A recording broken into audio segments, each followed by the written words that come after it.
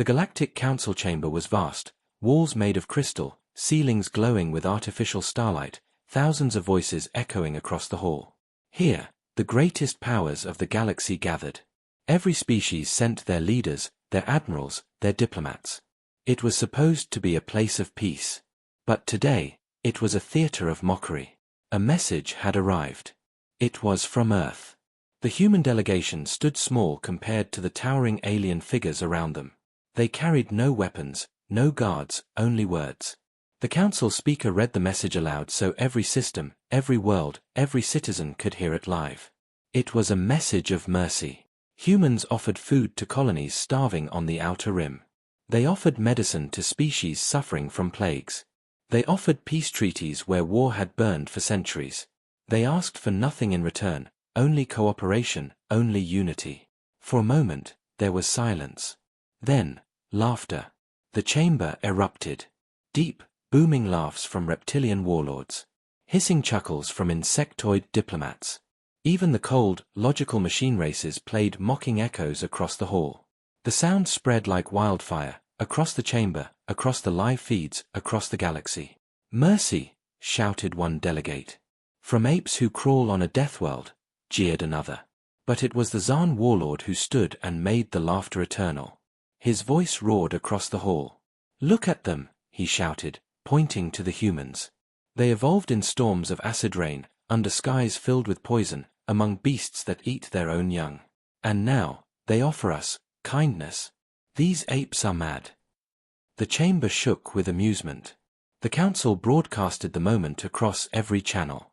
Billions watched as the image of the human ambassador, standing silent with folded hands, was turned into a symbol of weakness.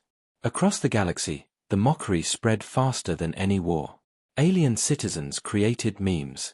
Holo-comedies played loops of the humans begging for peace. Children laughed at cartoons showing apes offering fruit to predators. The name Earth became a punchline. Inside the chamber, the human diplomats remained calm. They did not shout back. They did not walk out. They bowed slightly, thanked the council for hearing their proposal, and left. To many, that quiet retreat looked like shame. To some, it looked like surrender. But not everyone laughed. In the back rows of the chamber sat a young alien commander from the Vayari species.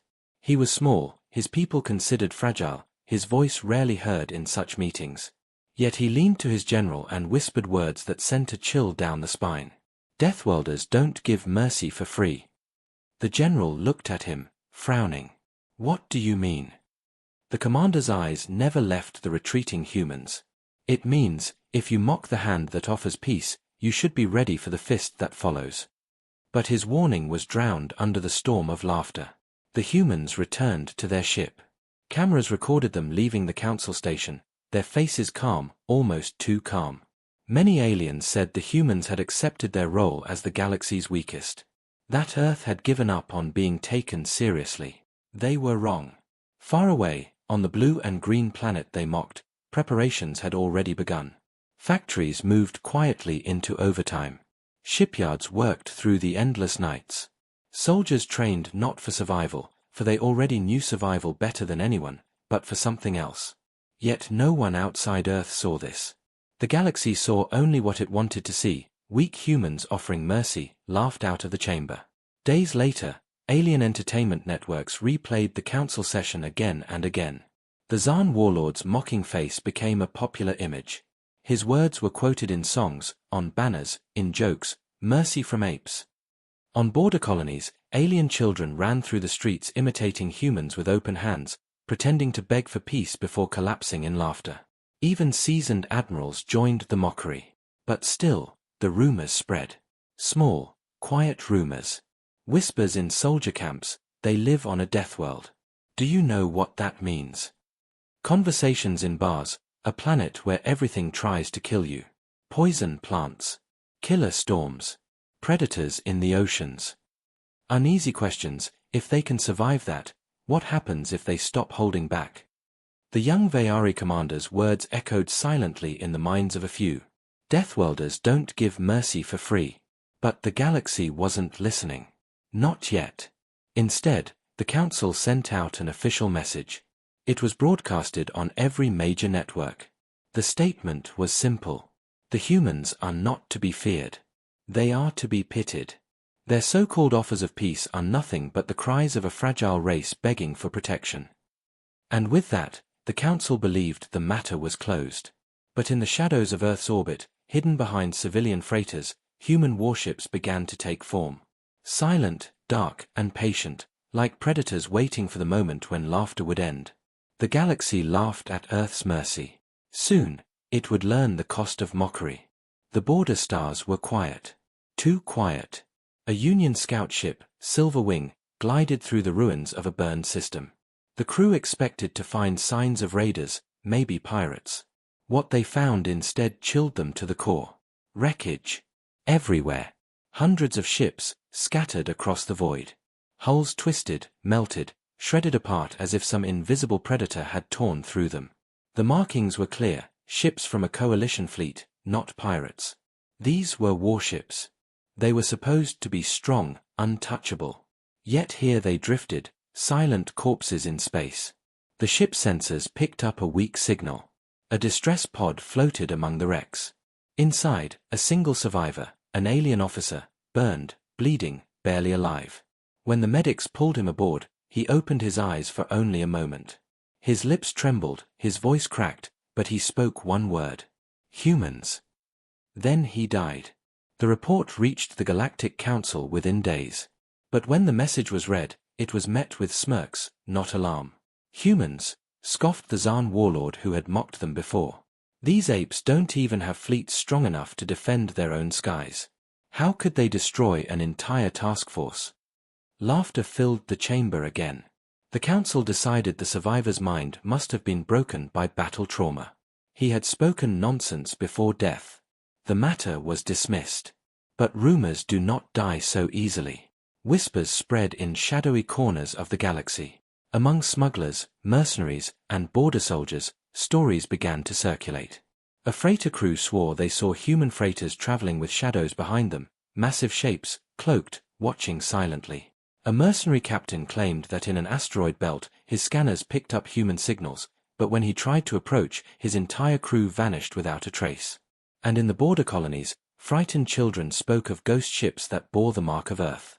The galaxy laughed, but fear was growing. Meanwhile, Earth continued to send its mercy. Convoys of food, medical aid, and technology moved into desperate systems. And every time, alien cameras recorded it.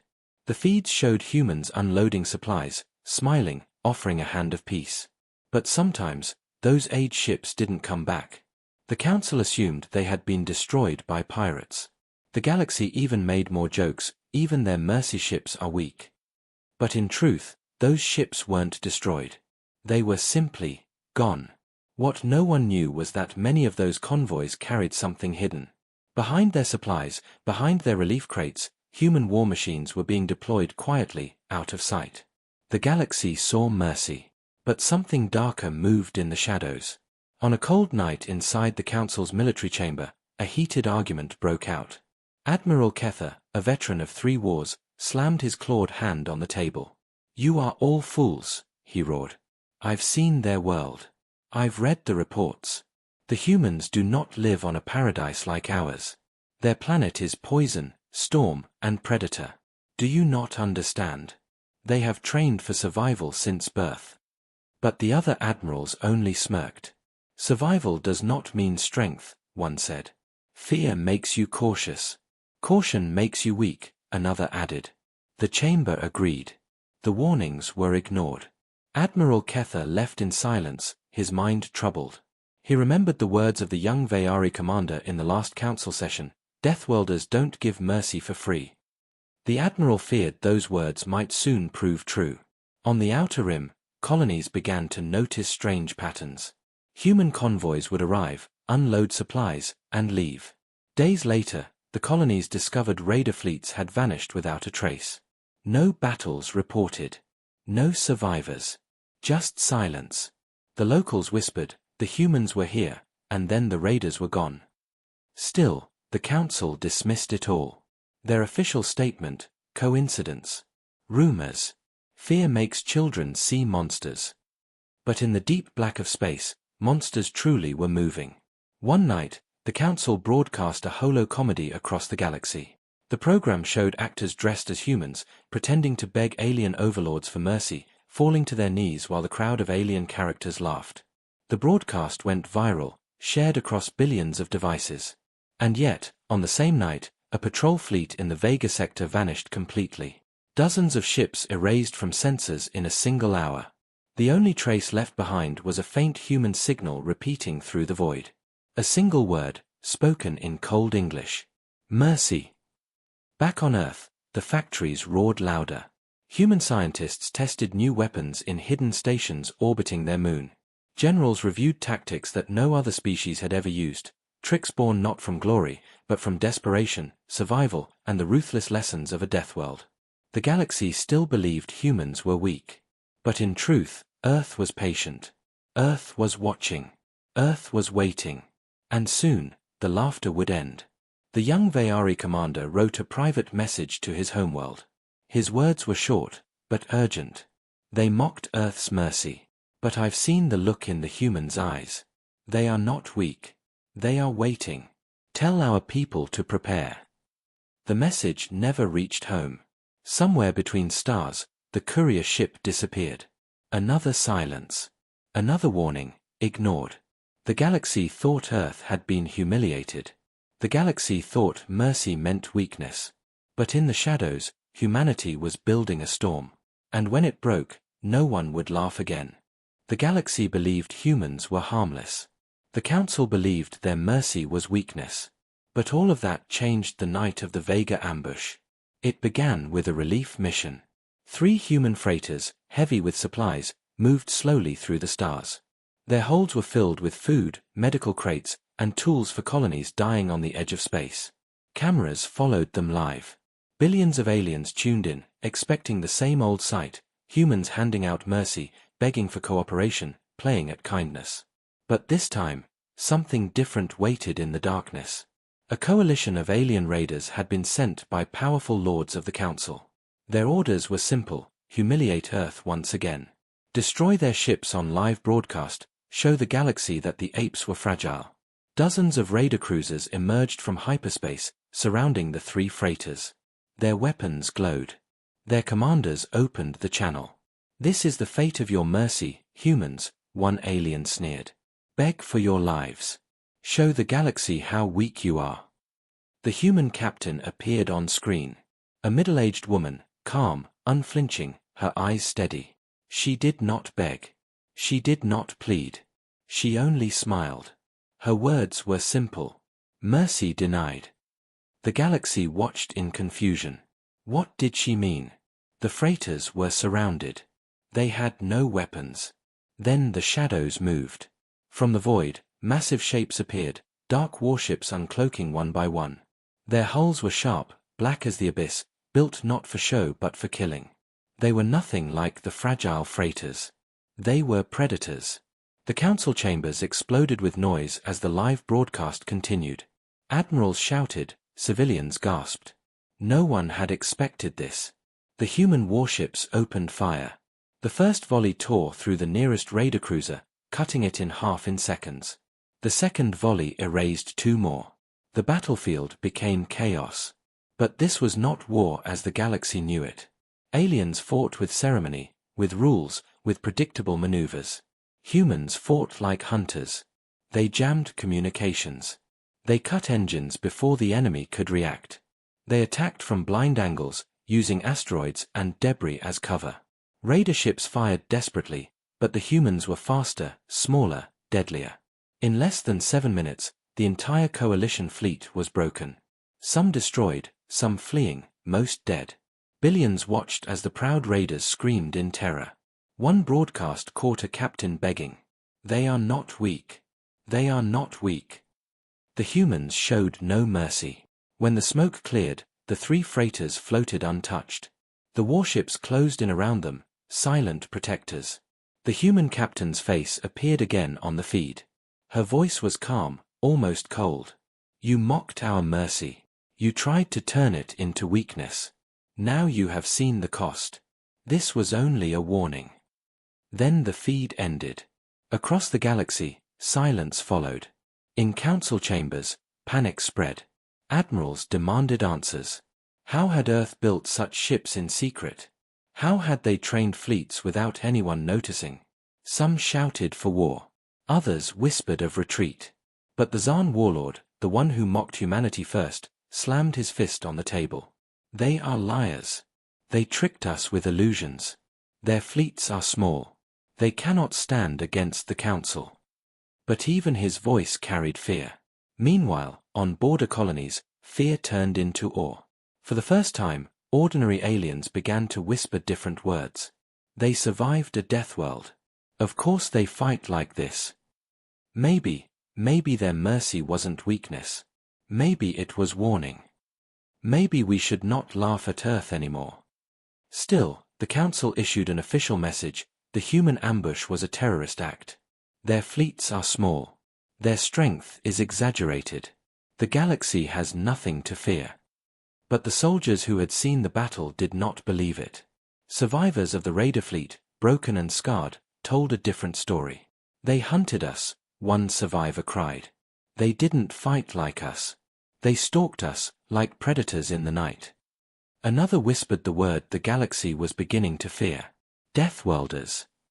On Earth, the celebrations were quiet, almost solemn. No one cheered. The humans knew this was only the beginning. Inside hidden bunkers, generals reviewed recordings of the battle. They studied weaknesses, planned improvements, sharpened their strategies. Humanity had drawn blood, but they knew the galaxy would answer. For them, this was not victory. This was the first strike. Far away, the young Vayari commander who had whispered warnings before now stood alone in his quarters. He had watched the broadcast, seen the destruction. His voice shook as he recorded a new message. They laughed at Earth. They thought mercy was weakness. Now the first mask has fallen. I fear what comes next. Because if this was mercy denied, what will it look like when they show no mercy at all? The message ended. And in the silence of space, humanity prepared for war. The galaxy's laughter was gone. In its place, fear. For the first time in history, the galaxy had seen what it meant to fight a people forged by a death world.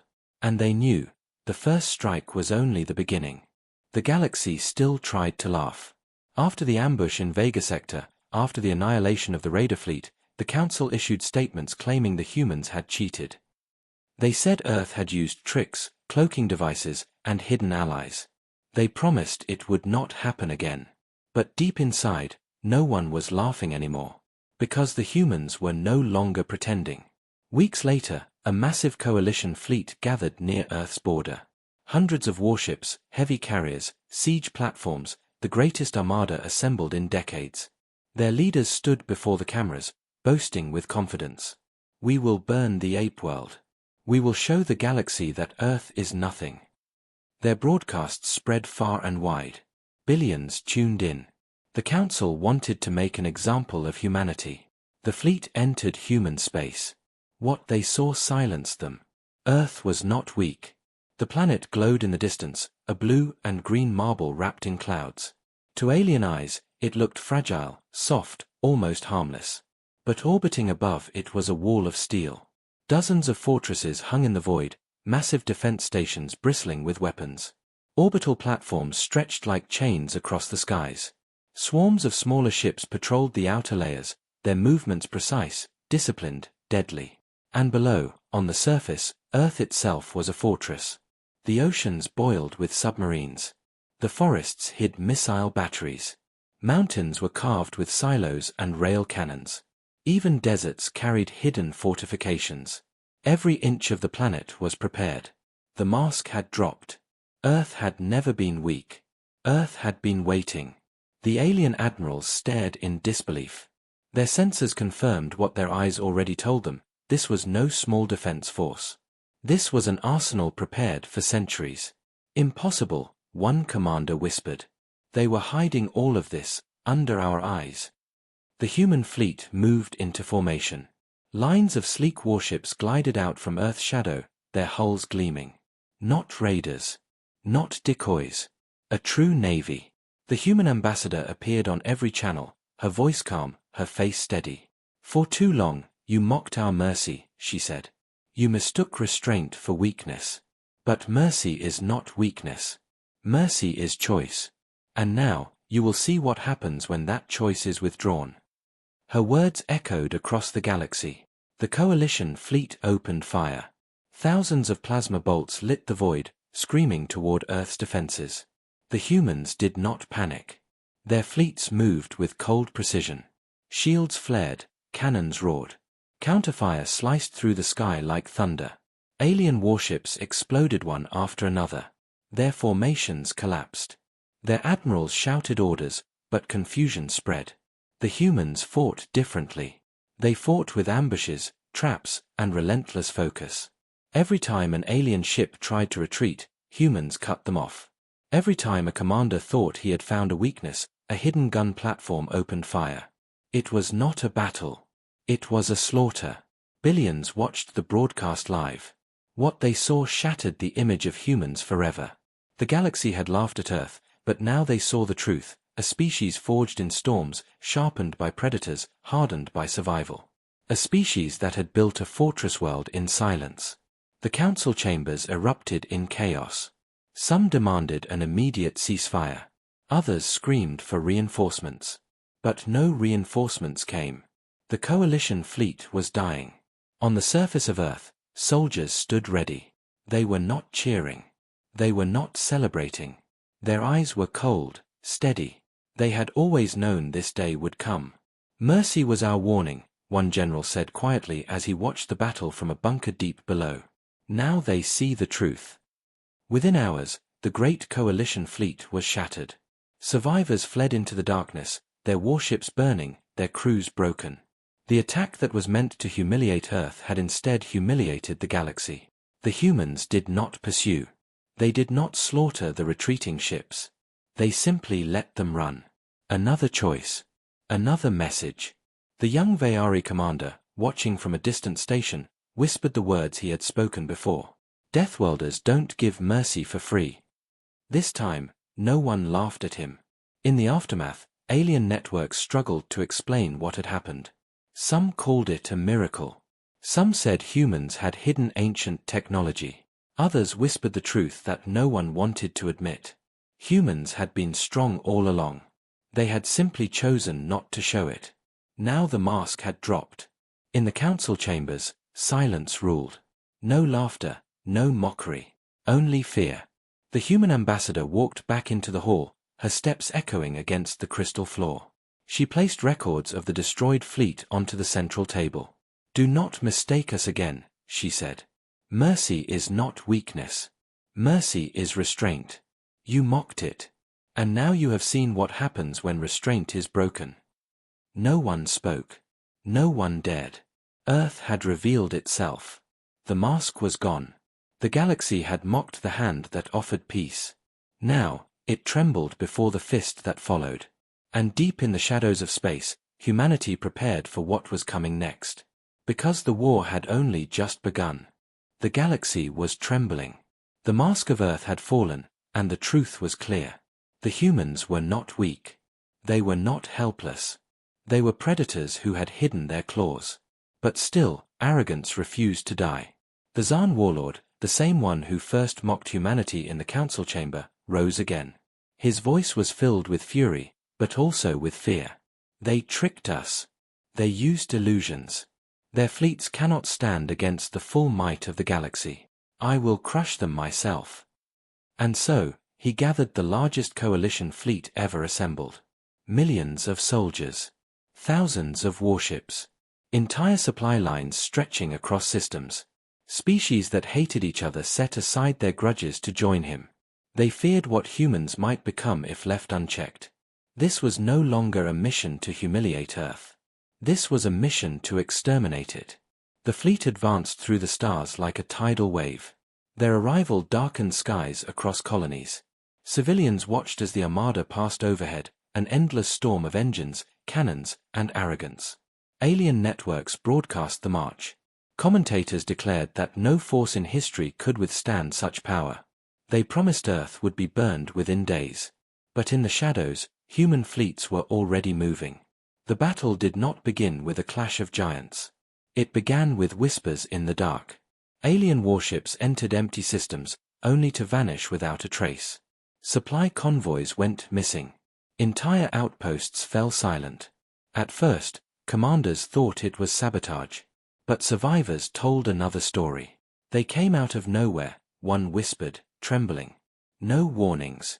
No signals. Just fire in the dark. Human fleets did not attack head-on. They hunted. They ambushed.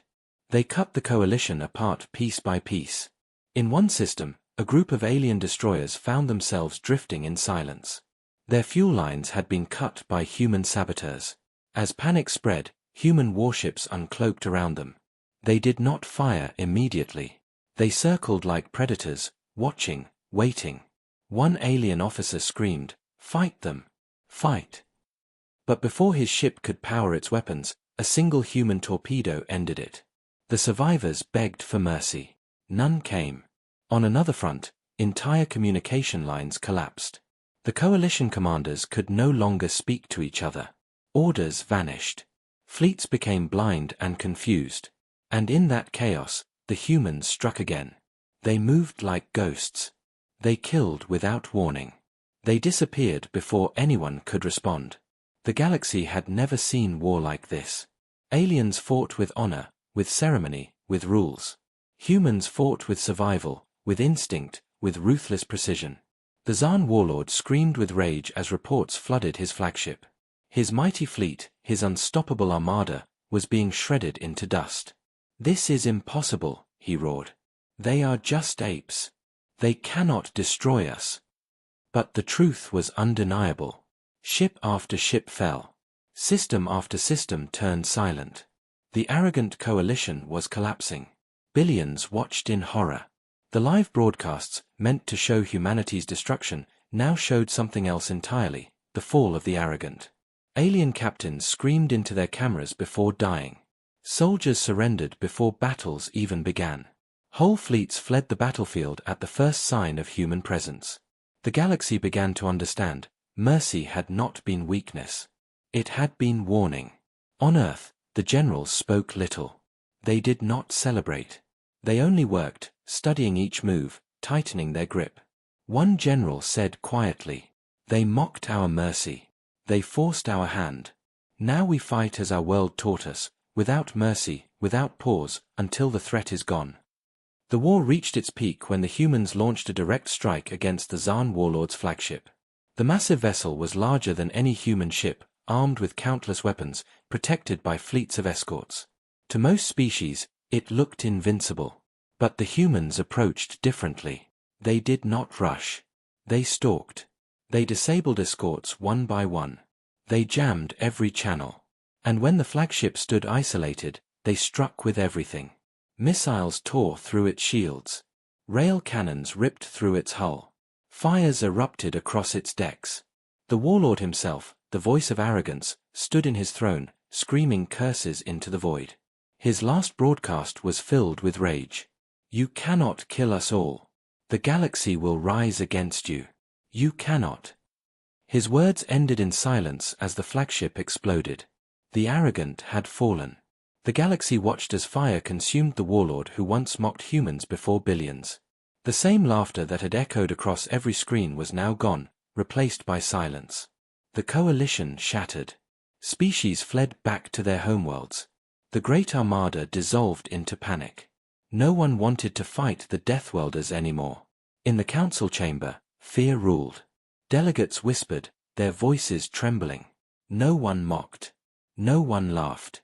Some demanded surrender. Others begged for peace. And through it all, the memory of the Zaan warlord's fall hung like a shadow. The young Vayari commander, who had warned them from the beginning, spoke again. They thought humans were weak. They thought mercy was free. But mercy from a Deathworlder is never free. Now the galaxy will pay the price. His words spread across systems, carried in whispers, repeated in fear. The arrogant had risen with fire. But they had fallen in silence, hunted by the very species they mocked. And every world now knew, if humans could destroy the strongest fleet in the galaxy, then no one was safe. The fall of the arrogant was not the end. It was the beginning of something greater. Something darker. The rise of the Deathworlders. The stars burned silently over the battlefield. Wreckage drifted across the void, broken alien fleets, cracked ships, and bodies of warriors who once mocked Earth. Smoke and fire still clung to the atmosphere of the Council's capital world. And yet, Earth's fleet stood calm. Their ships were scarred but unbroken. They had given mercy, and they had given war. Across the galaxy, screens flickered with live broadcasts. Billions of aliens watched. The humans were no longer a joke. They were no longer the weak ones. Now, everyone whispered the same name in fear, Deathworlders. The council chamber was in ruins.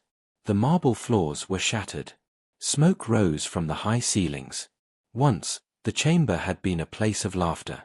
Now it echoed with silence. Alien leaders sat in shock, blooded and broken. The great warlords who had laughed at Earth now trembled. Their fleets had fallen in days, their armies crushed by strategies no one understood. The doors opened. Human soldiers entered, their boots echoing. They carried no banners, no flags, only a strange calm, like predators who did not need to prove their power. And then came Earth's envoy. A diplomat, not a general. She wore no armor, only a simple suit. But when her eyes met the council, every leader felt the weight of something older than war. "You asked for mercy," the envoy said softly. "We gave it. You mocked us. You turned our hand of peace into a spectacle. And still, we came not to conquer, but to remind you what it means to live on a death world." Her words echoed like thunder. The Zaan warlord, once loud with laughter, now lay wounded, his pride broken. He tried to speak, but his voice shook. You are monsters." The envoy looked at him, her expression calm. "No. We are survivors." Behind her, a screen flickered to life. Footage of Earth appeared. The oceans roaring with storms. Forests alive with predators larger than tanks. Volcanoes spilling fire across cities rebuilt again and again. Diseases that had killed millions, yet humans had risen stronger each time. The council stared. For the first time, they saw Earth not as a weak world, but as something terrifying. A cradle of endless struggle.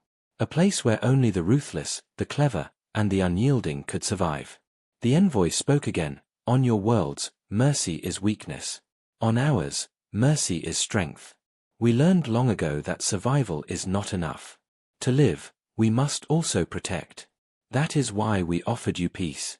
And that is why, when mocked, we showed you war." Billions watched across the galaxy. Entire empires sat frozen before their screens. On distant colonies, alien civilians who once laughed at Earth now whispered in fear, the Deathworlders. Some wept. Some prayed. Some wondered if Earth would now turn its fury on all of them. But then, something unexpected happened. The envoy turned away from the broken council and gave a single order to her soldiers: "Stand down."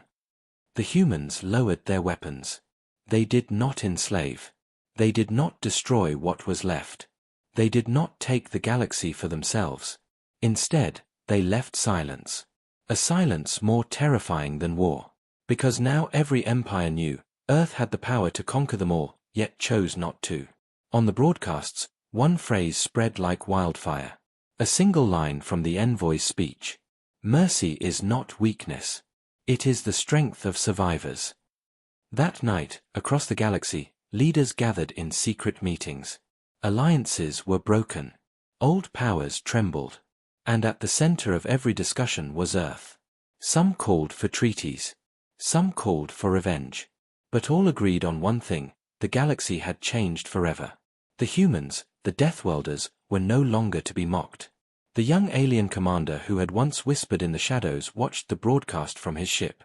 His scales trembled as he repeated the words to himself. They offered mercy, and the galaxy laughed. Now the galaxy will never laugh again. He closed his eyes, realizing what the future would bring. Wars would not end. Fear would not vanish. But from this moment, everything would revolve around Earth. The Deathworlders had shown their truth.